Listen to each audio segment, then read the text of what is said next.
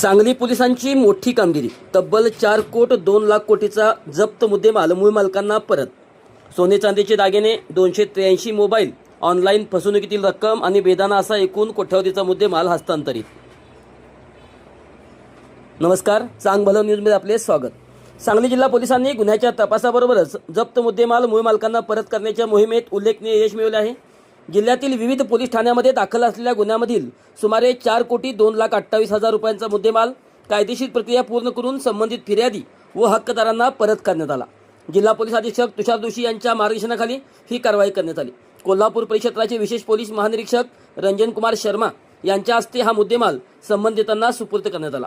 परत करण्यात आलेल्या मुद्देमालामध्ये सोन्याचे दागिने 134 तोळे अंदाजे 1 कोटी 36 लाख रुपये, चांदीचे दागिने 40 किलो अंदाजे 1 कोटी 20 लाख रुपये, मोबाईल फोन 283 अंदाजे किंमत 75,50,000 रुपये, ऑनलाईन फसवणुकीतील रक्कम रुपये 17,32,000 रुपये, बेदाना 1,430 किलो अंदाजे 53,46,000 रुपये अशा एकूण 4 कोटी 2,28,000 रुपये किमतीचा मुद्देमाल संबंधितांना परत करण्यात आला।